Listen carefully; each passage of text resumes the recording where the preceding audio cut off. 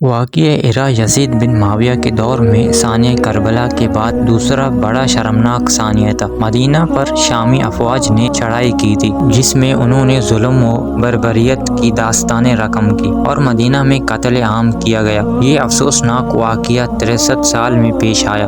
یزید کی بھیجی ہوئی افواج نے 10,000 سے زائد افراد کو شہید کیا جس میں بہت سے صحابی، صحابیوں کی اولاد، تابعین اور حافظ قرآن و حدیث کو بے دردی سے قتل کر دیا گیا۔ خواتین کی بے حرمتی کی گئی اور 3 دن تک مسجد نبوی میں نماز نہ ہو سکی۔ ہرا پتھریلی زمین کو کہتے ہیں چونکہ مدینہ کا ایک حصہ پتھریلا اور آتش فشانی پتھروں سے ڈھکا ہوا ہے، اسی لیے ہرا کہلاتا ہے۔ ہرا واقعہ کے راستے افواج یزید کی آمد پر یہ واقعہ ہرا کہلایا۔ ثانیہ کربلا کے بعد حجاز میں یزید کے خلاف غم و غصہ و نفرت اپنے عروج پر پہنچ گیا تھا اور وہاں سے ایک انقلاب اٹھ رہا تھا۔ اہل مکہ نے عبداللہ بن زبیر کے ہاتھ پر بیعت کر لی اور اہل مدینہ نے بھی یزید کے خلاف کارروائی شروع کر دی۔ اس صورتحال میں یزید نے اہل مدینہ کو سمجھانے کے لیے وفد بلوایا اور یزید کی گماشتہ امیر مدینہ عثمان بن محمد نے ایک وفد صحابی رسول عبداللہ بن حنظلہ کے ہمراہ دارالحکومت دمشق روانہ کیا۔ یزید کے وفد سے نرم سلوک اور انعام و اکرام سے نوازنے کے باوجود ثانیہ کربلا سے پیدا ہونے والا قلعہ برقرار رہا اور وفد مطمئن نہ ہوا۔ صحابی نے واپس آ کے بتایا کہ یزید شراب پیتا ہے اور نشے کی وجہ سے نماز میں سستی کرتا ہے۔ اہل مدینہ سب منبر نبی کے پاس جمع ہوئے اور عثمان بن محمد کو معزول کر کے یزید کو بیعت کے قابل نہ جانا۔ اہل مدینہ مزید یزید کی جرائم سن کر امویوں کے مقابلے میں کلم کلا مخالفت اختیار کر گئے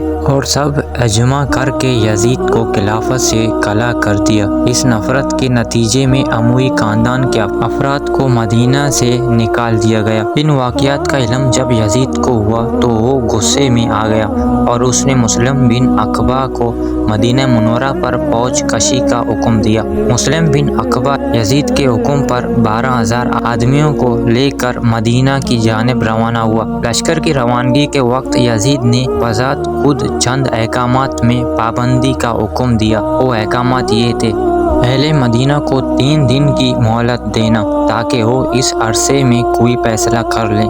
3 دن کے بعد اگر وہ اطاعت قبول نہ کرے تو جنگ کرنا۔ جنگ میں کامیابی کی صورت میں 3 روز تک قتل عام جاری رکھنا اور مال و اسباب لوٹنا۔ علی بن حسین علیہ السلام کو کوئی نقصان نہ پہنچانا۔ ان احکامات پر عمل کرنے کا وعدہ کر کے مسلم اپنے لشکر کی ہمراہ مدینہ کے جانب روانہ ہوا۔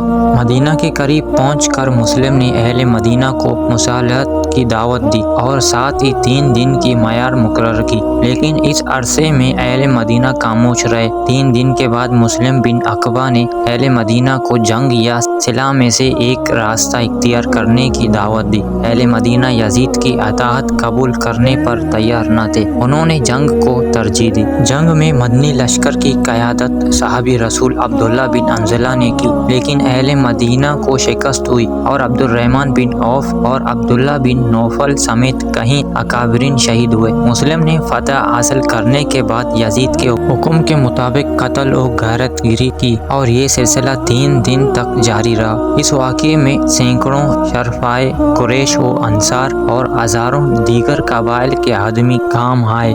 3 دن کے بعد باقی ماندہ لوگوں سے بیعت کرنے پر اصرار کیا گیا۔ ان سے یزید کی غلامی اور جان و مال کا مالک یزید کو بنانے کے عنوان سے جبراً بیعت لی گئی اور انکار کی صورت میں یا یہ کہنے پر کہ میں قرآن و سنت پر بیعت کرتا ہوں شہید کر دیا گیا۔ امام زین العابدین بھی پیش ہوئے لیکن یزید کی ہدایت کے مطابق ان سے کوئی سختی نہ کی گئی۔ مدینہ پر حملہ 63 سال میں ہوا جو واقعہ ہرا کہلاتا ہے۔ یہ یزید عہد کا ایک بہت بڑا شرمناک المیہ تھا۔